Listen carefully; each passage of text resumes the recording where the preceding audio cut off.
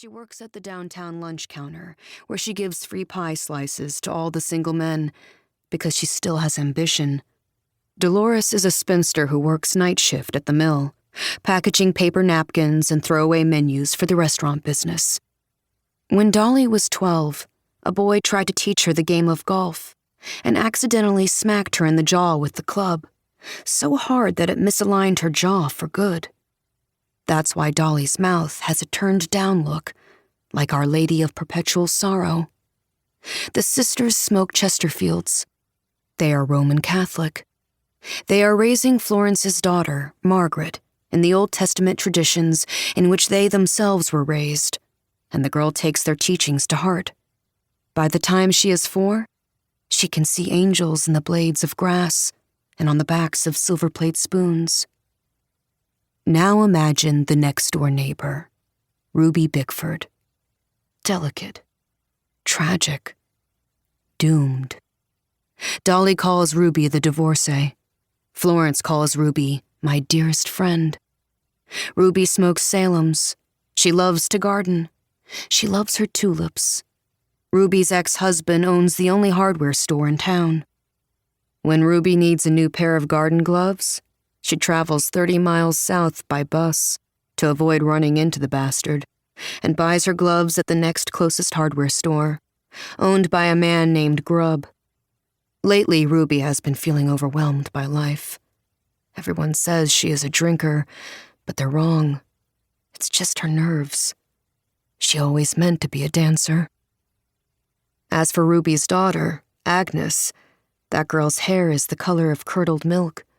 For such a small girl, she moves boldly, stomping her feet along like a steadfast tin soldier. Even the thought of Agnes Bickford is like lightning. Not beautiful.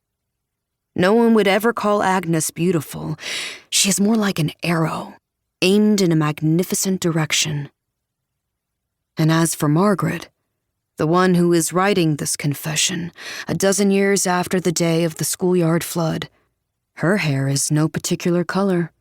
She moves like a blind bear, knocking into things and lumbering off in unlikely directions. Margaret can never decide if the shapes moving toward her are people, or angels, or dogs, or deer, or wolves. But she has other skills.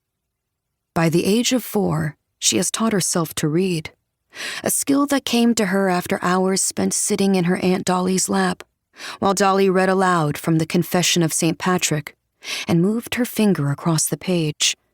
Margaret's preferred reading isn't hagiographical, though. It's a compendium of fairy tales, the size and weight of an unabridged dictionary. Dolly hauled that book home from a tag sale one day. She keeps it alongside the cookbooks in the kitchen. Margaret likes to sit under the table with the book in her lap. She turns the pages while supper boils on the stove. Margaret's mother thinks the girl is looking at the pictures, but what Margaret likes even better than the pictures are the happy endings.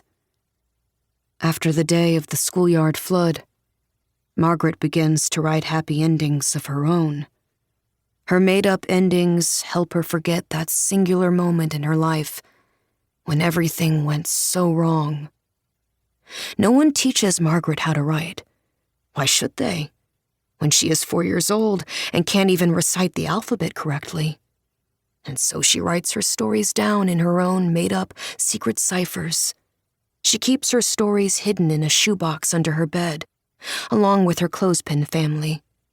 And if Margaret ever told her mother she could read and write and make up stories and write them down in an alphabet she invented on her own, then her mother would have slapped her for lying. Because her girl is slow and can barely speak, and when she does speak, it's nothing but random words strung out like unmatched beads on a wire. Testify. Glorious. Stuttering. Poor dear has crept out of her corner. She's standing so close to me that I can feel her boggy breath on the back of my neck. She nips at my hair. Her teeth are yellow nubs of teeth with bits of green between. Stop stalling. It's time to confess what you did on the day of the schoolyard.